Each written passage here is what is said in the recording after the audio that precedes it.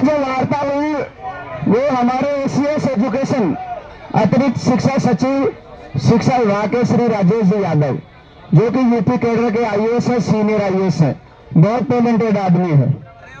पहले की वार्ता कह रहा हूं जो इससे पहले हुई थी शिक्षा मंत्री से पहले, उसकी विस्तार से चर्चा करते हैं, फिर उसके बाद फैसला क्या हुआ उसके बाद में चर्चा करेंगे। राजेश जी यादव ने बिल्कुल हम जब पहुंचे उनके केबिन के बाहर तो कोई 20-25 लोग बैठे हुए थे वेटिंग में, उन सबको अवॉइड करते हुए पहले हमें बुलाया गया और कम से भी कम कोई 20-25 मिनट तक हमारी बात सुनी, उन्होंने अपनी भी बताई। सारी बातें कोशिश करूंगा कि सारी शेयर कर सकूं। जाते मैंने कहा सर थर्ड ग्रेड टीचर हैं हम और शहीद स्मारक में बैठे हैं, तो उनका पहला वर्ड ये था, बिल्कुल मुझे पता है तुम्हारा आंदोलन फेसबुक व्हाट्सएप इंस्टाग्राम सब न्यूज चैनल में चल रहा है। तो जोरदार तालियां इस बात के लिए दो कि सरकार पूरे दबाव में थी। फिर मैंने कहा सर ट्रांसफर के लिए आए, तो यार मेरे पास तो तुम आए नहीं, आज आए पहली बार। फिर मैंने कहा सर पिछले 1.5 महीने से गला फाड़ फाड़ के चिल्ला रहे हैं, हर ब्लॉक से ज्ञापन दे रहे हैं, सीएम के नाम शिक्षा मंत्री के नाम, आपको पता ही नहीं है कि यार प्रकाश में है, हमें सारी चीजें जानकारी में है, सरकार पूरी पॉजिटिव है। फिर जो अपनी पहली मांग थी कि सर तत्काल ट्रांसफर किए जाए बिना कोई नीति के, जिस तरह से भी संभव हो। मैं खाली पदों की सूची लेके गया था, 6,000 हमारे लेवल 2 के खाली हैं पूरे राज्य में और 10,000 के लगभग L1 में है। 16,000 पदों पे आप ट्रांसफर कर सकते हो, इसके अलावा 12,000 पदों पे म्यूचुअल कर सकते हो। वो बात उन्होंने सुनी। फिर उनका कहना था कि सारी बातें पता है हमें। फिर 2018 में ट्रांसफर किए थे, प्रावधान लेके गया था, लिस्ट भी लेके गया था, तो उन्होंने अपनी फाइल में से निकाल के मुझे दिखाया कि बिल्कुल है मेरे पास, आप जो लाए हो ना उससे पहले मुझे पता है कि 18 में ट्रांसफर हुए थे और बहुत बड़ी लिस्ट आई थी।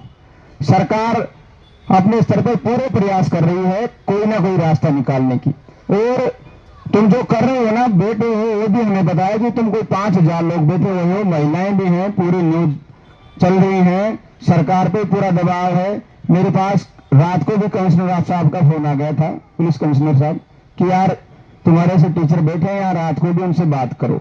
तो मैंने तो उनको कल ही कह दिया था कि मेरे से अगर बात करना चाहें तो भेज दो। तो अपनी कल शर्त ये थी कि शिक्षा मंत्री मुख्यमंत्री या अखिल अरोड़ा जी से बात करेंगे। फिर सारी बातें तय करने के बाद हमने यही कहा कि सर ट्रांसफर किए जाएं। उनका फिर ये कहना था कि देखो सरकार ऐसी पॉलिसी ला रही है कि जिससे मैक्सिमम लोगों को फायदा पहुंचे, एक साधारण शिक्षक को जिसकी कोई पॉलिटिकल अप्रोच नहीं है उसके तहत हम ट्रांसफर करें।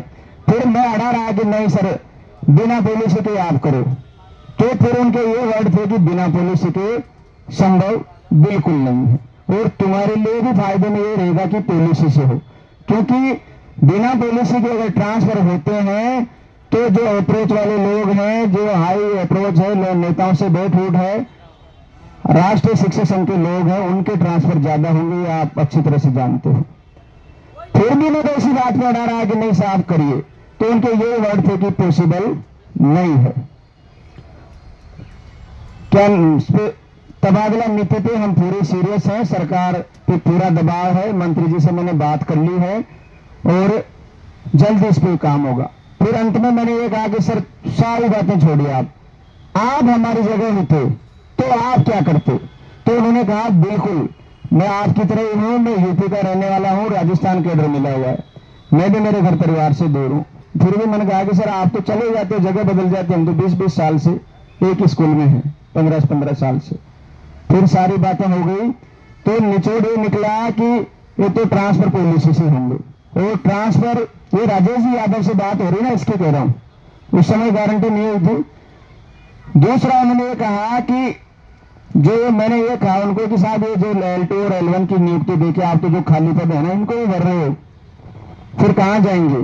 फिर उन्होंने ये आश्वासन दिया पूरा कि जिन जिलों में खाली पद कम है, सीकर झुंझुनू जयपुर, वो अध्ययन कर रहे हैं, उनमें हम नए पोस्टिंग नहीं देंगे, नए जो कैंडिडेट्स हैं एक भी पद नहीं भरा जाएगा वहां। इस बात के लिए आप निश्चिंत रहें, बाहरी जिलों में जहां ज्यादा पद खाली है वहां भेजा जाएगा। ये सारी बातें हो गई। फिर मैंने कहा साहब आप तो कह रहे होते हैं ट्रांसफर, शिक्षा मंत्री जी रात को तो यूं कह रहे होते ही नहीं है। अरे यार कभी कभी तुम्हारा प्रिंसिपल और हेडमास्टर भी तुम्हें डांट देता है तो नाराज होते हो क्या? एक बार एप्लीकेशन लेके जाते हो, सीएल की नहीं देता है तो दोबारा जाते हो ना। मैं तुम्हारी बात कराता हूँ। फिर मैंने कहा सर आपकी उपस्थिति में हो जाए तो ये करेंगे, नहीं मुख्यमंत्री जी से कराओ। तो मुख्यमंत्री जी से तो संभव नहीं है क्योंकि है नहीं। फिर भी यदि तुम चाहते हो तो मैं समय लेके मुख्यमंत्री जी से भी वार्ता करा दूंगा। फिर उनको कह के आ गए उनके साथ, चलो करा दो, आप रहना लेकिन साथ आपकी उपस्थिति में बात करेंगे। फिर जैसे हम यहाँ पहुंचे फिर फोन आ गया कि शिक्षा मंत्री तैयार है, 3:30 बजे आ गए। आए थे, मैं आपके बीच बात कर रहा था, इतने में पुलिस वाले ले गए थे। उसके बाद हम पहुंचे शिक्षा मंत्री जी के कार्यालय निवास पे। वहां पहुंचते ही आगे से आज तो गेट खोले गए, आगे से अगुवाई की गई, बाहर बिठाया गया, चाय पिलाई गई और पूरा स्टाफ ऐसे आवगत कर रहा, पानी आ रहा है, उसके बाद चाय आ रही, हाँ जी नमस्कार नमस्कार। फिर 3:30 बजे टाइम हुआ तो मंत्री जी के केबिन में गए। मंत्री जी ने खड़े होकर हमारा स्वागत किया, आइए आइए भाई साहब हाथ जोड़े। कल तो ये कह रहा था इधर थर्ड ग्रेड को तुम्हारा ट्रांसफर ही नहीं होता, आज बिल्कुल तो ढीले पड़े हुए थे। आगे से नमस्कार किया, अपने चैम्बर में बैठने के बाद भी पानी मंगाया हमारे लिए। फिर बोलिए भाई साहब, कहते हैं वो, बोलिए भाई साहब। मैंने कहा सर रात को आए थे ना वही है हम तो। फिर वही मांग है हमारी। तो सामने शिक्षा मंत्री जी बैठे थे, इधर राजेश जी यादव बैठे थे और उनके सामने हम बैठे थे, बाकी उनका स्टाफ था। फिर उनने अपनी बात कही कि सरकार प्रयास कर रही है, हम हर संभव कदम उठा रहे हैं जिससे आपको फायदा पहुंचे, वही सारी बातें। फिर मैं तो इसी बात पे अड़ा रहा कि सर बिना कोई पॉलिसी, बिना कोई देर किए हुए पंचायत चुनाव से पहले जो खाली पद है 16,000 इन पे ट्रांसफर आप तुरंत प्रभाव से करो और जो 12,000 म्यूचुअल है वो करो। तो फिर राजेश जी ने कहा कि ये पॉसिबल नहीं है क्योंकि आचार संहिता लग रही है अगले महीने, उसके बाद सेंसस में तुम्हारी ड्यूटियां आ जाएंगी, सारी बातें हो गई। फिर शिक्षा मंत्री जी ने कोई आधे घंटे 20 मिनट तक बातें चलती रही, वो कहते रहे, हम कहते रहे, वो कहते रहे, हम कहते रहे, सारे उनके तर्कों के जवाब देते रहे। सारी बातें यहाँ पॉसिबल नहीं है। सारी बातें होने के बाद राजेश जी यादव को कहा कि सर आप बात बता दीजिए क्या स्टैंड है गवर्नमेंट का। तो उनका कहना है कि 31 जनवरी से पहले अपनी स्थानांतरण नीति तैयार हो जाएगी और अरे सुन तो लो तो यार, सुन तो लो, बाद में निर्णय करेंगे। और 1 जनवरी से पहले लागू हो जाएगी। उसके बाद शिक्षा मंत्री जी ने कहा था और अगले सेशन से पहले तुम सब लोग अपने अपने घरों पे हो गए, वो मैं आपसे वादा करता हूं। सुन लो एक बार, सुन लो, ठीक है।